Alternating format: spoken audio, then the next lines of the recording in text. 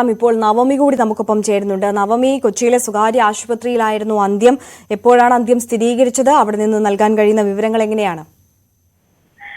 ഭവ്യ, അല്പസമയത്തിന് മുൻപാണ് കവിയൂർ പൊന്നമ്മ അന്തരിച്ചു എന്ന വാർത്ത നമുക്ക് ലഭ്യമാകുന്നത്. എന്തായാലും അല്പസമയത്തിനുള്ളിൽ തന്നെ ഈ കാര്യം ഈ കുടുംബാംഗങ്ങൾ തന്നെ നമ്മളോട് അറിയിക്കും. നമ്മളെന്തായാലും ലിസി ഹോസ്പിറ്റൽ, എറണാകുളത്തെ ലിസി ഹോസ്പിറ്റലിൽ കുറച്ച് ദിവസങ്ങളിലായി ചികിത്സയിലായിരുന്നു.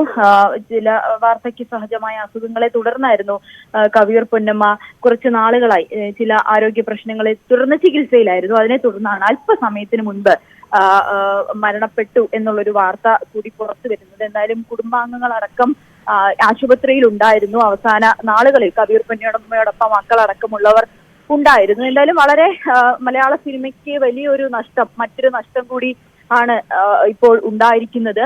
എന്തായാലും ബി ഉണ്ണികൃഷ്ണൻ അടക്കമുള്ള സിനിമാ മേഖലയിലെ വ്യക്തിത്വങ്ങൾ അവിടേക്ക് ആശുപത്രിയിലേക്ക് അല്പസമയത്തിനുള്ളിൽ തന്നെ എത്തും. അതിനുശേഷം നമുക്ക് കൂടുതൽ വിവരങ്ങൾ ലഭ്യമാകും. എന്തായാലും കുറച്ചധികം നാളുകളായി എറണാകുളത്തെ ലിസി ആശുപത്രിയിൽ ചികിത്സയിലായിരുന്നു.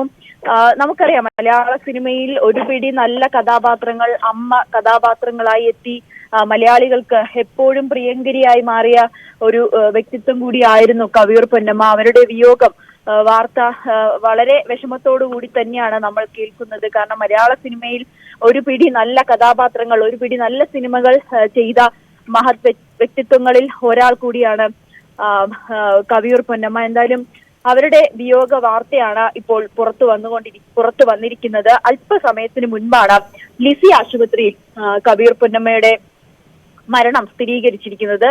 കുറച്ച് ദിവസങ്ങളായി ആരോഗ്യ വാർത്തയ്ക്ക് സഹജമായ അസുഖങ്ങളെ തുടർന്ന് ലിസി ആശുപത്രിയിൽ ചികിത്സയിലായിരുന്നു.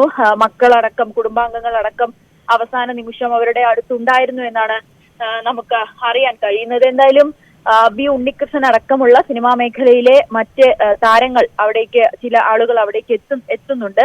അവിടേക്ക് എത്തിയാൽ കൂടുതൽ വിശദാംശങ്ങൾ, ഈ പൊതുദർശനം അടക്കമുള്ള കാര്യങ്ങളെ കുറിച്ചുള്ള വിശദാംശങ്ങൾ നമുക്ക് ലഭ്യമാകും. ഭവ്യ, തീർച്ചയായും നവമി ദിനേശാണ് വിവരങ്ങൾ നൽകിയത്. എന്തായാലും അല്പസമയം മുമ്പാണ് ഈ മരണവാർത്ത പുറത്തേക്ക് വന്നിട്ടുള്ളത്. കഴിഞ്ഞ ദിവസങ്ങളിലൊക്കെ നമുക്കറിയാം കവിയൂർ പൊന്നമ്മയുടെ ആരോഗ്യനില ഗുരുതരമായി തുടരുകയാണ് എന്നുള്ള റിപ്പോർട്ടുകൾ ആശുപത്രികളിൽ നിന്ന് നമുക്ക് ലഭ്യമായിരുന്നു. സംവിധായകൻ സിബി മലയിൽ ഇപ്പോൾ നമുക്കൊപ്പം ചേരുകയാണ്. ശ്രീ സിബി മലയിൽ, മലയാള സിനിമയെ സംബന്ധിച്ച് നഷ്ടമായിരിക്കുന്നത് നമ്മുടെയൊക്കെ ഒരു അമ്മ മുഖമാണ്. തീർത്താൽ തീരാത്ത നഷ്ടം. എങ്ങനെ ഓർത്തെടുക്കുന്നു കവിയൂർ പൊന്നമ്മയെ? സിബി മലയിലേക്ക് നമുക്ക് മടങ്ങിയെത്താം. നവമി ദിനേശ് തുടരുന്നുണ്ട്. നവമി നേരത്തെ സൂചിപ്പിച്ചിരുന്നു ബന്ധുക്കളെല്ലാവരും അവിടെ തന്നെ ഉണ്ടായിരുന്നു എന്നുള്ളത്. സിനിമാ മേഖലയിൽ നിന്നുള്ള ആളുകൾ അവിടേക്ക് എത്തിക്കൊണ്ടിരിക്കുകയാണ് എന്നുള്ളതാണ് മനസ്സിലാക്കുന്നത്, അല്ലേ?